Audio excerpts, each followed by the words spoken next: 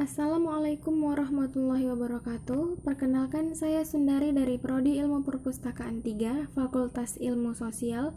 Saya akan menyampaikan meningkatnya angka pengangguran dan kemiskinan pada masa pandemi COVID-19. COVID-19 adalah penyakit menular yang disebabkan oleh virus corona yang baru-baru ini ditemukan. Coronavirus atau virus corona merupakan keluarga besar virus yang menyebabkan infeksi saluran pernapasan atas, ringan hingga sedang, penyakit seperti flu. Banyak orang terinfeksi virus ini setidaknya satu kali dalam hidupnya. Pandemi virus COVID-19 menginfeksi berbagai lini kehidupan mulai dari sektor kesehatan, ekonomi, bahkan sosial. Pada perekonomian sendiri, pandemi COVID-19 membuat pertumbuhan ekonomi nasional pada kuartal 2 lalu minus 5,32%. Dari sektor ketenaga kerjaan misalnya, berimbas pada karyawan yang di PHK. Pandemi COVID-19 mau tak mau memaksa sejumlah daerah untuk menerapkan pembatasan sosial berskala besar.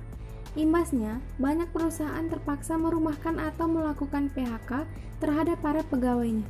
Karena kehilangan sumber penghasilan, daya beli masyarakat pun ikut menurun. Simultan dengan itu, struktur ekonomi yang didominasi pekerja sektor informal dan berketerampilan rendah kian memperburuk ketahanan daya beli masyarakat saat pandemi. Badan Perencanaan Pembangunan Nasional memperkirakan tingkat pengangguran terbuka pada 2020 mencapai 8,1% hingga 9,2% dan angka pengangguran diperkirakan naik 4 hingga 5,5 juta orang. Peningkatan perkiraan jumlah pengangguran tersebut merupakan dampak ekonomi dari pandemi COVID-19. Pemerintah pun merespon situasi tersebut dengan meluncurkan sejumlah paket kebijakan seperti program stimulus fiskal, restrukturisasi kredit, pemberian pinjaman lunak, dan lain-lain. Tak berhenti di situ, pemerintah juga meluncurkan paket bantuan sembako, kartu prakerja, pembebasan dan diskon tarif listrik, dan lain-lain. Sayangnya kesemua itu belum cukup efektif mendongkrak kinerja sektor real dan daya beli masyarakat. Bahkan sektor real diprediksi hanya mampu bertahan hingga kuartal 2 2020. Jika dibiarkan, Indonesia terancam diambang ledakan pengangguran dan kekurangan ekonomi.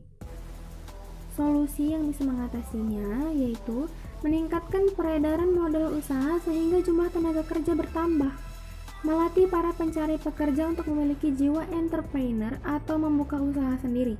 Seringkali, banyak yang bilang kalau membuka usaha sendiri membutuhkan modal yang banyak, padahal saat ini dengan digitalisasi banyak yang tanpa modal hanya menggunakan online. Mengarahkan pekerja untuk membuat usaha atau proyek karya sendiri yang sesuai passion dan keahlian pekerja akan membuat pekerja lebih nyaman berwirausaha.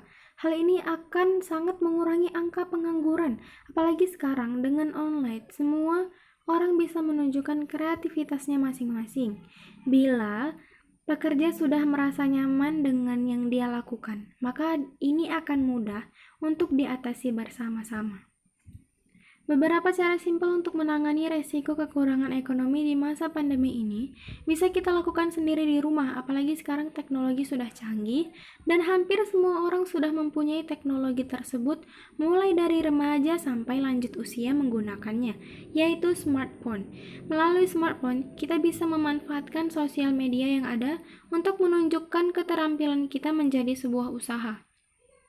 Kita bisa menjual berbagai hal, mulai dari makanan, minuman, barang, kerajinan tangan seperti sebuah rajutan, barang-barang unik lainnya, make up, jenis-jenis pulsa, kebutuhan rumah tangga, dan lain-lain. Untuk pengirimannya pun sekarang sudah banyak jasa kirim online. Kita juga bisa mengajak para pencari kerja untuk menjadi reseller, dan kita juga bisa menjadi reseller dengan cara mencari perusahaan atau toko-toko terpercaya yang bisa menjadi distributor kita melalui aplikasi online shop dan media sosial. Kita bisa memanfaatkan BLT atau bantuan langsung tunai yang kita dapat dari pemerintah untuk menjadi modal usaha. Sekian dan terima kasih yang bisa saya sampaikan. Wassalamualaikum warahmatullahi wabarakatuh.